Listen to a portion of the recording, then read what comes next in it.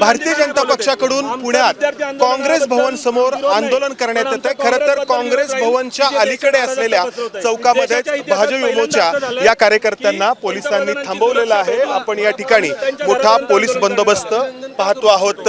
या कार्यकर्त्यांचं म्हणणं आहे की राहुल गांधी राजकारण करतायत विद्यार्थ्यांच्या या प्रश्नाचं। तर कसं राजकारण? गेले 10 दिवस झालं जंतर मंतरच्या मैदानावर नीट एक्झामच्या फुटी प्रकरणी मोठं आंदोलन चालू होतं। तिथे सगळे विद्यार्थी उपस्थित होते, पण अधिवेशन चालू झाल्यानंतर सगळ्या राजकीय लोकांची त्याच्यामध्ये हस्तक्षेप झाला आणि काल ज्या वेळेस विद्यार्थ्यांवर हल्ला होतो आणि ते गुंड काही काँग्रेसच्या त्या हल्ल्यामध्ये इन्व्हॉल्व असतात आणि ते गुंड त्या पोलिसांना प्रवृत्त करतात की या आंदोलनामध्ये तुम्ही काहीतरी करा आणि आंदोलन पूर्ण फिसकटून लावा, ज्याच्या करून देशाचं वातावरण खराब होईल।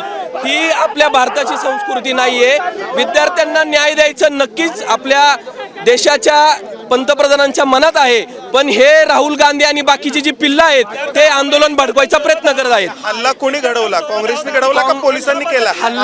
हल्ला पहिला काँग्रेसच्या काही गुंडांनी त्या आंदोलनामध्ये सहभागी झाले, पोलिसांवर पहिला हल्ला केला, पोलिसांना प्रवृत्त केलं की त्यांच्यावर हल्ला करण्यासाठी आणि मग ते तिथून निघून गेले।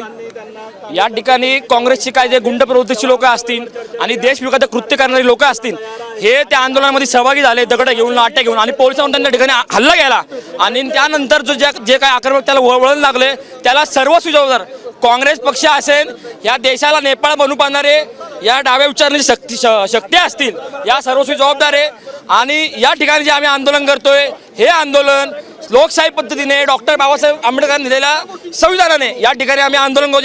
ज्या तरुणांवरती विद्यार्थ्यांवरती लाठीमार झाला तर तो योग्य होता का?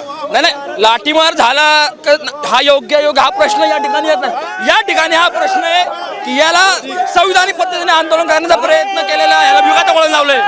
तर आपण पाहतो भाजप युमोचे हे कार्यकर्ते काँग्रेस भवनकडे जाण्याचा प्रयत्न करतायत, मात्र त्याआधीच पोलिसांनी त्यांना अडवलेलं आहे। इथे पोलिसांचा मोठा बंदोबस्त आहे।